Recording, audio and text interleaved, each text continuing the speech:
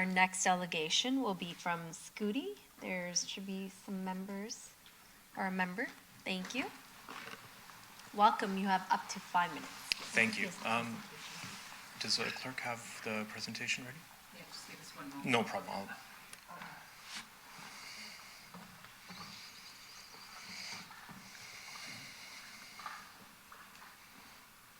And the video is tested?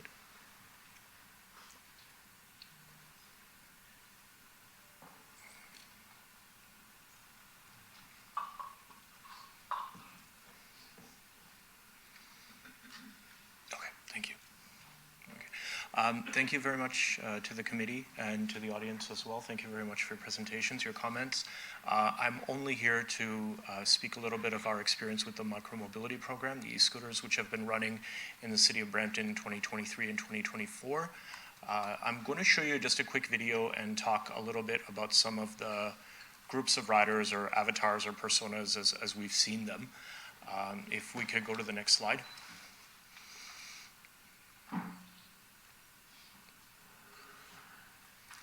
So what I'll be doing, as I said, is I'll be showing you a video of basically e-scooter rides, approximately 120,000 e-scooter rides taking place in the city of Brampton between 2023 and up to approximately July of this year. Some of you have already seen the video, but I want to also explain it to the audience who's going to be seeing it for the first time. What we see essentially is that there are three major service clusters in Brampton. There's actually four, but there's three major ones, and you'll see them when the video shows you. Essentially Mount Pleasant, Springdale to Bramalea, so essentially on the east side of Highway 410, and then the Castlemore area. And what we are seeing is very, very significant ridership that's really traveling north and south. Okay? There is a lot of east-west ridership, but the most riders are traveling north and south. They're traveling from northwest Brampton to the Mount Pleasant GO station. They're traveling from Springdale to Bramalea and the Bramalea GO station.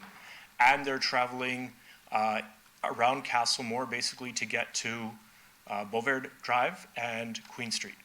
And they are traveling on Beauvert Drive between Castlemore, the Castlemore area, and the Trinity Common bus terminal. Those are significant distances as well as short local distances, and people are taking a variety of trips using a variety of infrastructure. And when the infrastructure is not available, then they're riding on the streets, they're riding on shoulders, they're riding on roads that they probably shouldn't be riding on and would be safer if they weren't riding on.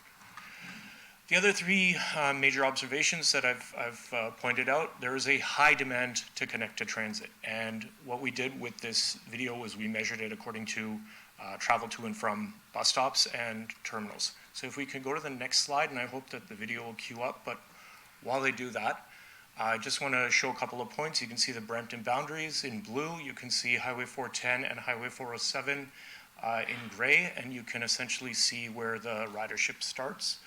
Look out for Bramalea GO station. Look out for Mount Pleasant GO station. Look out for when Castlemore appears, because we didn't serve it right at the beginning of the season. You will also see the season die down at the end of the year and then restart on May 1st almost immediately. Ridership just jumped fantastically.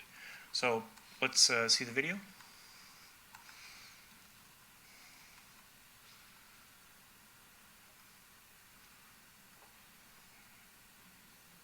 Yeah, I think the video is in separate.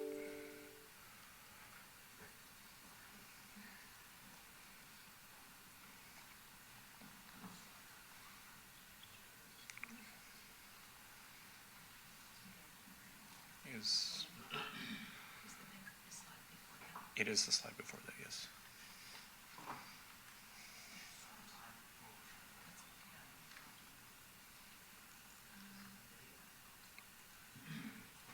If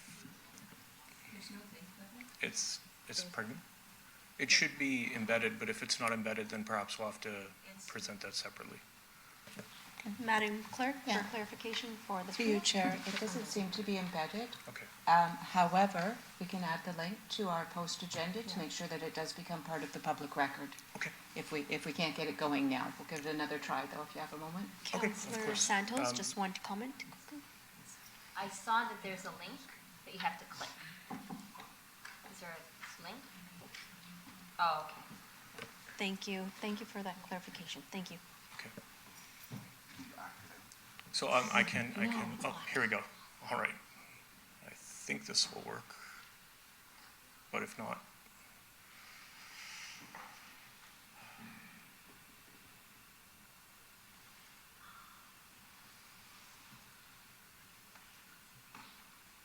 Is there anything else you would like to add? No, I was just going to continue with the presentation then, the remainder of the presentation. Of course. So I just need the last slide. And essentially what I was going to talk about is that we've seen fantastic usage of the bike lane infrastructure and the multi-use path infrastructure and the trail infrastructure and street infrastructure. And we've grouped our riders into essentially 4 groups of riders. There are young people who are going to and from school, high school and university and college. We have a large number of riders who are using micromobility or e-scooters as a flexible mode. So they'll use Uber, they'll take taxis, they'll take transit when it's convenient, and they'll use e-scooters when it's convenient. We have one rider who's our top rider who spent over $1,800 on e-scooters in the past 2 years. And we're seeing a lot of people who are taking e-scooters to and from GO stations to get to transit. And it's fantastic because it proves our thesis that e-scooters and micromobility are a great way to connect to and from transit. Now, in the context of the discussion that we're having today, and I'm just going to quickly wrap up, the data that we provide from the e-scooter pilot is a good way for the city to help understand where people are starting and ending trips and where they are traveling. And the fact that they're using the infrastructure is positive. The fact that they're using places where there is no infrastructure is informative because it tells us that there are places where infrastructure could be very helpful and there are places where infrastructure may just not be needed. We're having a conversation that has to be driven by data and driven by logic and driven by understanding. And for the sake of the work that we're doing, I think it's really important to conclude by saying that this has to be calm and measured and logical and sensible, and it should not be highly politicized. It should not be for the interests of one small group. Staff have been working very hard on the Active Transportation Master Plan. They've been working very hard on the e-scooter program. They've been working very hard on bike lane infrastructure. And I would conclude by saying that they need the time and they need the support from committee and from council and from the city of Brampton to do their work, to continue to do their work and bring forward the best solutions for the city of Brampton that will keep the roads safe and keep people safe. Thank you.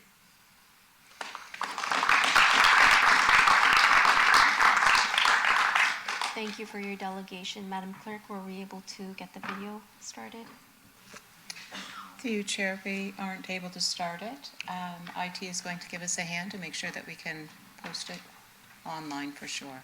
Thank you so much. We will bring the report forward at this time, 9.1.1. Yep. And Here's you. 9.2. Yes. And I'm I here think for we're good to questions go. as well if there are. I- We just have it working right now. We're out of time. It's up to you, Chair. Maybe if we can just give them Perhaps a we could minute, restart it. just It's a 1-minute video.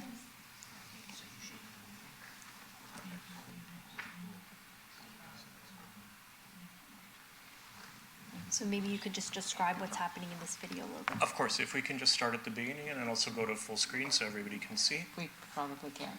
Okay, Okay. Appreciate it.